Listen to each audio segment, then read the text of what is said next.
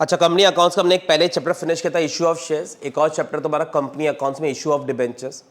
Shares और debentures में basically फर्क क्या है, जब कंपनी शेयर इशू करती है तो एक तरह से जो भी हमारी कंपनी के शेयर्स खरीद रहे हैं वो हमारे शेयर होल्डर्स हैं, जिनको हम कहते हैं ओनर्स, और जो हमारी कंपनी के डिबेंचर्स खरीदेंगे वो हमारी कंपनी के डिबेंचर होल्डर्स हो जाते हैं, जिन्होंने एक तरह से हमें लोन दे रखा है। तो इस पर उनको क्या मिलता है, डिबेंचर्स खरीदने पर इंटरेस्ट मिलता है।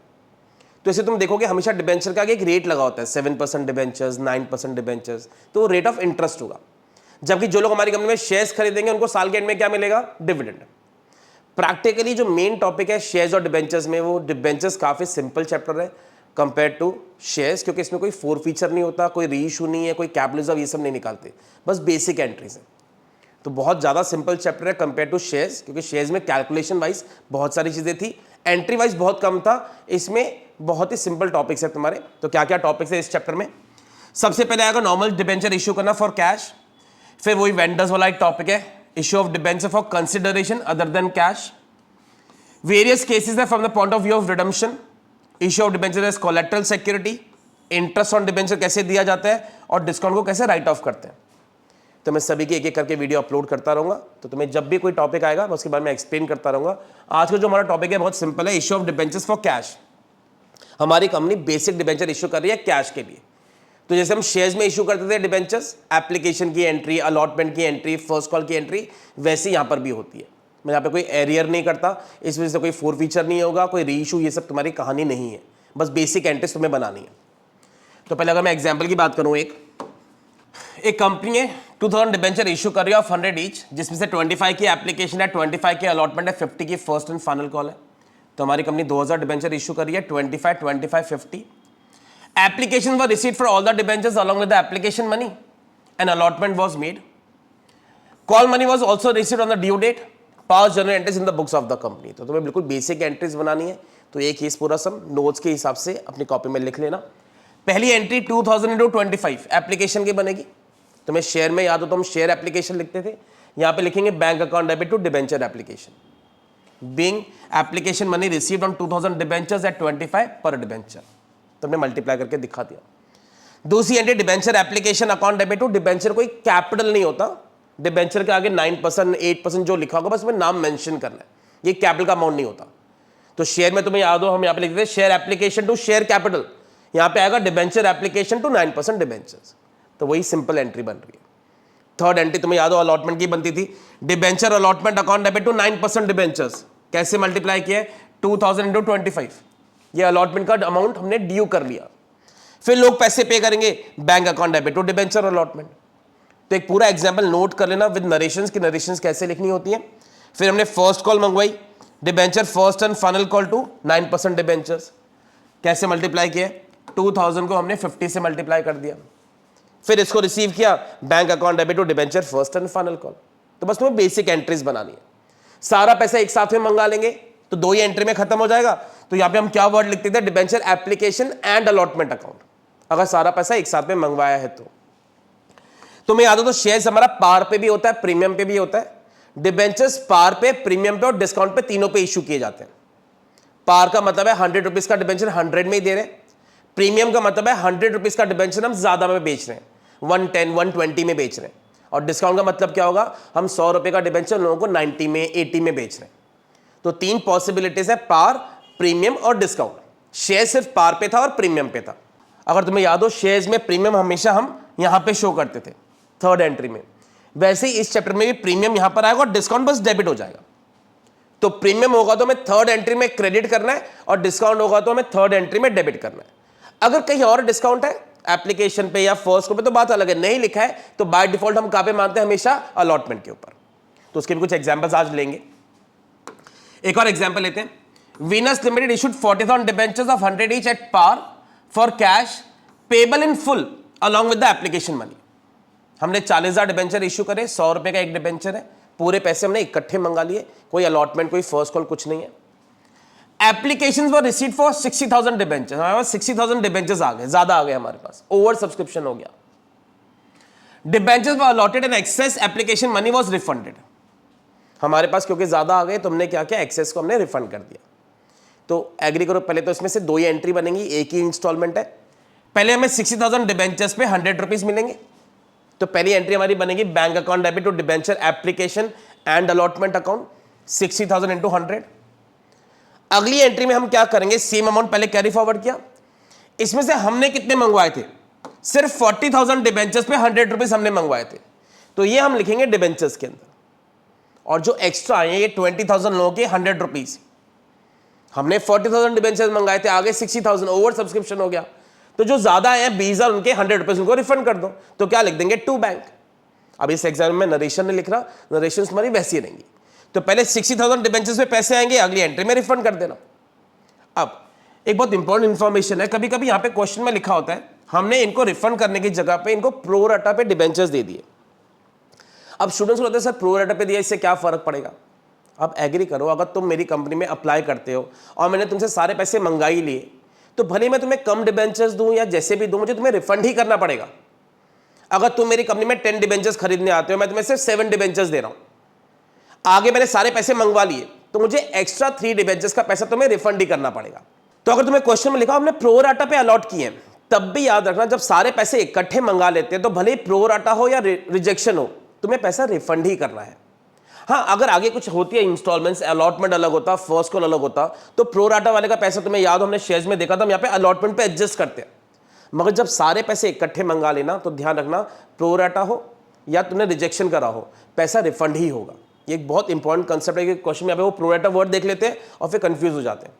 तो एक चीज़ अच्छे से नोट कर लो कहीं पर कि अगर तुम्हारे पास ओवर सब्सक्रिप्शन हो, तुम भले प्रो राटा करो या तुम रिजेक्ट करो, अगर सारे पैसे इकट्ठे मंगा लिए तो वो रिफंड ही करना है तुम्हें, भले प्रो राटा लिखो तब भी। और एग्जांपल्स देते हैं इसके। एक एग्जांपल लेते हैं प्रीमियम के साथ में। आयरन लिमिटेड है हमारी कंपनी का नाम, 5,000 डिबेंचर इशू कर रही है, 40 रुपीज़ का प्रीमियम है, 100 रुपये का एक डिबेंचर है, जिसमें 40 रुपीज़ एप्लीकेशन पे है, 45 अलॉटमेंट पे है। तो पहले ये समझो 40 की अगर एप्लीकेशन है उसमें 10 का प्रीमियम है, यहाँ पे 45 की अलॉटमेंट है जिसमें 15 का प्रीमियम है। तो पहले अगर हम बात करें तो 100 रुपीज़ का तुम्हारा एक डिबेंचर है, 40 का प्रीमियम है, टोटल तुम्हारा कितना बनने वाला है, इसका मतलब है 140। तो हमें 140 को कैसे डिस्ट्रीब्यूट करना है, पहले ये डिस्ट्रीब्यूशन ही काफ़ी स्टूडेंट्स को है ना परेशान करती है। तो पहले ये समझना डिस्ट्रीब्यूशन हम कैसे करेंगे। तो हमारी कंपनी 5,000 डिबेंचर इशू कर रही है, वो हमें पता है। अब इसमें 40 की एप्लीकेशन है, 45 की अलॉटमेंट है, तो 40 45। अब पहले ये टोटल मिला के देखो 140 बनना चाहिए। तो अगर 40 यहां पर हो गए, 45 यहां पर हो गए, तो टोटल तुम्हारे कितने बचेंगे, रिमेनिंग 55 रुपीज। तो ये एग्जाम्पल तो मैं इसलिए करा रहा हूं, काफी लोगों को इसको बनाने में बड़ी कंफ्यूजन रहती है कि कैसे बनेगा। तो जब भी प्रीमियम होगा याद रखना प्रीमियम को टोटल करके बनना चाहिए। तो ये 100 + 40 140 बनेगा। तो पहली हमारी एंट्री बनेगी 500 × 40 से bank to debenture application. Second entry में प्रीमियम भी है तो debenture application to debenture to security premium. याद रखना डिबेंचर्स के अंदर 5,000 × 30 आएगा और जो प्रीमियम है 5,000 × 10, तो वो तुम्हारा प्रीमियम में आ गया। थर्ड एंट्री तुम्हारी अलॉटमेंट की बनेगी 5,000 × 45 से। अब इसमें भी प्रीमियम है तो 5,000 × 30 डिबेंचर का अमाउंट होगा, 15 का प्रीमियम होगा। तो एंट्री बनेगी debenture allotment to debenture to security premium. फिर वही वाली तुम्हारी बैंक टू डिबेंचर अलॉटमेंट। इसी तरह से फर्स्ट कॉल की तुम्हारी 2 एंट्रीज हैं। तो अमाउंट ध्यान रखना, ये वाला जो अमाउंट होगा बाद वाला वो प्रीमियम का है और पहले वाला तुम्हारा डिबेंचर्स का है। एप्लीकेशन पे प्रीमियम होता है तो सेकंड एंट्री में शो करते हैं, अलॉटमेंट पे फर्स्ट वाली एंट्री में, ड्यू वाली एंट्री में, फर्स्ट कॉल पे भी फर्स्ट वाली एंट्री में आएगा। तो ये एक प्रीमियम का तुम्हारा एग्जाम्पल था। एक और एग्जाम्पल लेते हैं प्रीमियम का ही है। कंपनी ने 10,000 डिबेंचर इशू करें, 30 रुपीज़ की एप्लीकेशन है जिसमें 10 का प्रीमियम है, 80 की तुम्हारी कॉल है। हमारे इस समय तुम्हें कैश बुक बनाने के लिए कहा है। तो अगर तुम्हें याद हो जब कैश बुक बनती थी सारी बैंक वाली एंट्रीज इसके अंदर आएंगी। जैसे तुम्हारी पहली एंट्री बनती है bank account debit to debenture application, तो यहाँ पे शो कर दो to debenture application 10,000 × 30। Second entry बनेगी debenture application account debit to debenture, यहाँ पे प्रीमियम भी है। तो बस बैंक वाली एंट्रीज को कैश बुक में डालना, बची हुई एंट्रीज को नीचे डालना। कैश बुक का एक बहुत इंपॉर्टेंट कंसेप्ट है, मगर स्टूडेंट ज़्यादा उसकी प्रैक्टिस नहीं करते, इसमें ध्यान नहीं रहता। कुछ नहीं करना है, सिंपल बैंक वाली एंट्रीज सारी निकाल के कैश बुक में डाल देनी है और रिमेनिंग एंट्रीज नीचे शो करनी है। या थर्ड एंट्री बनेगी डिबेंचर अलॉटमेंट टू डिबेंचर, तो नीचे आ गई वो एंट्री। और जो बैंक वाली बनेगी बैंक टू डिबेंचर अलॉटमेंट, उसको यहाँ पे शो कर दो, फिर इसको बेसिकली कैरी डाउन कर देना। तो तुम्हारा सम ऐसे प्रेजेंट होना चाहिए, ऊपर तुम्हारी कैश बुक दिखनी चाहिए, नीचे तुम्हारी रिमेनिंग एंट्रीज दिखनी चाहिए। तो ये इस एग्जाम्पल में हमने कैश बुक का कंसेप्ट देखा। अब एक और एग्जाम्पल लेते हैं डिस्काउंट के बारे में। इस समय डिस्काउंट भी है, डिस्काउंट का प्रीमियम का ज़्यादा फर्क नहीं, बस प्रीमियम हम क्रेडिट करते हैं, डिस्काउंट हमारा उसी एंट्री में डेबिट हो जाएगा। और एक बात अब ध्यान रखना, अगर 100 रुपीज़ का डिबेंचर है, 5 का डिस्काउंट है, तो टोटल शुड बी 95।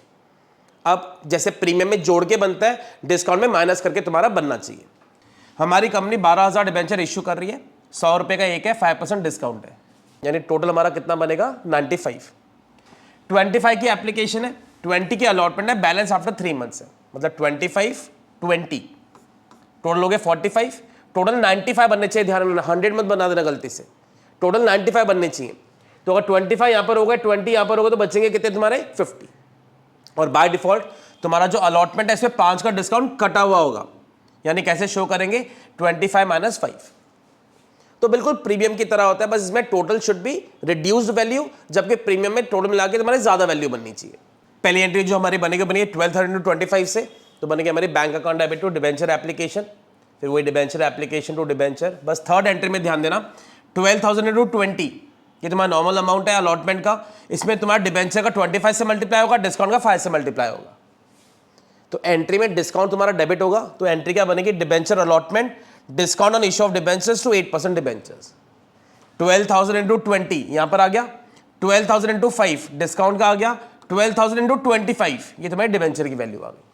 फिर वही entry bank to debenture allotment, फिर तुम्हारी फर्स्ट कॉल की एंट्रीज। तो बस मेन चीज तुम्हें ये समझनी है, डिस्काउंट डेबिट होता है, प्रीमियम जबकि हम क्या करते थे क्रेडिट। तो debentures can be issued at par, premium और discount.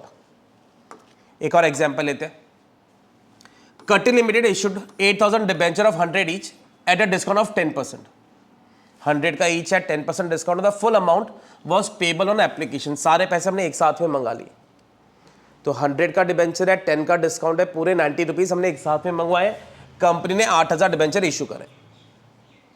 Application were received for 9,000 debentures and allotment was made on pro rata basis. अब वो लाइन तुम्हारे लिए यूजलेस है, क्योंकि तुमने सारे पैसे इकट्ठे मंगा लिए, तो तुम्हें रिफंड ही करना पड़ेगा जब एक्स्ट्रा पैसे आएंगे तब। Pass the necessary journal entries for the above transaction in the books of Katy limited. तो हमने 8,000 डिबेंचर इशू करे थे, 9,000 एप्लीकेशन आ गई, तो पहली एंट्री 9,000 × 90 से बनेगी, लोग हमें 8,10,000 दे देंगे। अगली एंट्री में इसी 810 में से हमारा डिस्काउंट 8,000 × 10 का है, तो ये डिस्काउंट में चला जाएगा। हमने लोगों से 8,000 × 100 के हिसाब से डिबेंचर मंगवाए थे, तो 8,000 × 100 यहां पर आ जाएगा। अब जो तुम्हारे एक्स्ट्रा एप्लीकेशन आ रखे हैं उनको रिफंड कर दो। देखो भले ही प्रो राटा बेसिस लिखा हो, फिर भी क्योंकि तुमने सारे पैसे क्योंकि इकट्ठे मंगा लिए, तो जो ये एक्स्ट्रा एप्लीकेशन आई हैं उनको तुम्हें रिफंड ही करना पड़ेगा। हमारी कंपनी ने हालांकि 9,000 लोगों में 8,000 डिबेंचर प्रो राटा बेसिस पे दिए होंगे, मगर जो एक्स्ट्रा पैसा वो रिफंड ही होता है, क्योंकि हमने सारे पैसे इकट्ठे मंगा लिए। तो ये जो एक्स्ट्रा 1,000 डिबेंचर्स हैं, इनके 90 रुपीज हम क्या करेंगे, उसको रिफंड कर देंगे। एक और लास्ट एग्जांपल लेते हैं, अल्का लिमिटेड इशूड 5,000 डिबेंचर्स है of 1,000 each at a discount of 10%। 5,000 debenture issue कर रहे हैं, 1,000 का एक डिबेंचर है, 10% डिस्काउंट, यानी हम 900 में इशू कर रहे हैं। Redeemable after 5 years. अब देखो रिडीमेबल मतलब हम कितने सालों बाद इस डिबेंचर की पेमेंट करेंगे, हमारी ये कोई खास इंफॉर्मेशन काम की नहीं है। 5 सालों बाद पेमेंट की जाएगी, उससे कोई फर्क नहीं पड़ता, बस हमने जो इशू करें 1,000 के डिबेंचर्स डिस्काउंट पे इशू करें 10% के। According to the terms of issue 500 after discount of 50 was payable on application. 500 की एप्लीकेशन है और इसमें 50 का डिस्काउंट अप्लाई करना है हमें, यानी एक्चुअली तुम्हारी एप्लीकेशन कितने की थी 550 की, 50 रुपए का तुम्हारा डिस्काउंट है। तो 500 रुपए हम एप्लीकेशन में मंगा रहे हैं 1,000 रुपए में से, जिसमें 550 - 50 हो गया। तो पहले देखो फिर बोल रहे हैं डिस्ट्रीब्यूशन काफी इंपॉर्टेंट है तुम्हारे लिए। अगर तुम्हारे 500 एप्लीकेशन पे टोटल तुम्हारे 900 बनने चाहिए, 900 में से 500 यहां पे कवर हो गए, तो बचेंगे कितने 400। तो पहले total should be excluding discount, तो यहां पे कितना लिखेंगे 400। अब यहां पे 50 का डिस्काउंट था, टोटल 100 का डिस्काउंट है, तो अगर 50 का डिस्काउंट यहां पे, रिमेनिंग 50 का डिस्काउंट यहां पर हो जाएगा। तो कैसे शो करेंगे 450 - 50।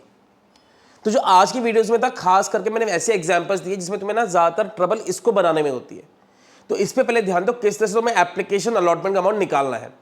ध्यान रखना total should be excluding discount, और प्रीमियम में total should be including premium, और जो भी तुम्हारा प्रीमियम या डिस्काउंट होगा उसको ब्रैकेट में इस तरह से शो कर दिया करो।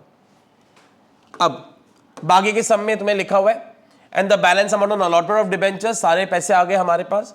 पहली एंट्री तुम्हारी 5,000 × 500 से बनेगी, बैंक टू डिबेंचर एप्लीकेशन।